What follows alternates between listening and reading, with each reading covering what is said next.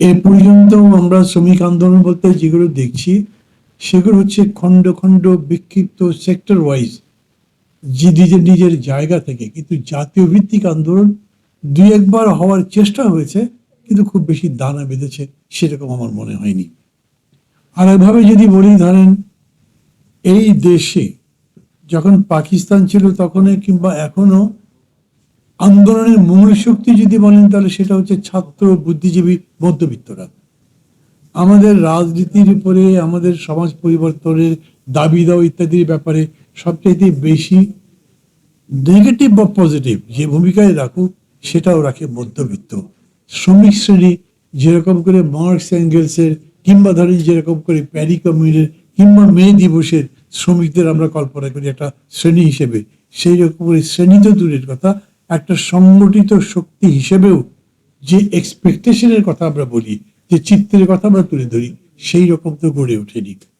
আর একটা জিনিস বলি, এটা মাও সেতুং বলেছিলেন, আমার যদ্দূর মনে পড়ে, politics is the commander of the society. সমাজকে পরিচালনা করে রাজনীতি। অর্থনীতি বলেন, শিল্প, সাহিত্য, সংস্কৃতি, ক্রীড়া, যাই বলেন, সেগুলো বাকি হচ্ছে এই রাজনীতি দিয়ে পরিচালিত। এখন বিসিবির মানে বাংলাদেশ ক্রিকেট কন্ট্রোল বোর্ডের কারা কারা থাকবেন সেটা কিন্তু যারা ক্রিকেট খেলেন তারা নির্ধারণ করে না। এদেশের লেবার মিনিস্টার কে হবেন কিংবা লেবার পলিসিগুলো যে নির্ধারণ হবে সেগুলো শ্রমিকরা নির্ধারণ করে না। এই সব কিছু নির্ধারণ করেন কে? রাজনীতিবিদ।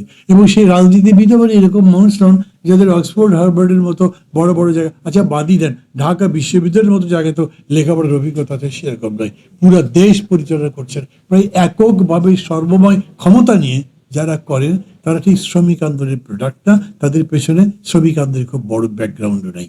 অক্ষরে অক্ষরে জুলাই সংসদ বাস্তবায়ন করবে।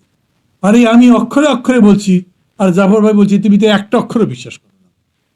কোনটা সত্যি? মানুষ কি বুঝবে সত্য কোনটা দিয়ে যাবেন, কিরকম করে লড়াই করবে? এটাতে শ্রমিকের কোনো স্বার্থ আছে? এই যে সংশোধন হবে বা সংস্কার হবে কিংবা যে পরিস্থিতি চলছে এটার মধ্যে শ্রমিকের স্বার্থ কোথায়, কিরকম করে আছে, এবং সেই স্বার্থকে কিরকম করে সামনে আরো বেশি প্রমিনেন্ট করে নিয়ে আসবেন যাতে সেটা বাস্তবায়ন করা যায় আগামী 5 বছরের মধ্যে। সেই রকম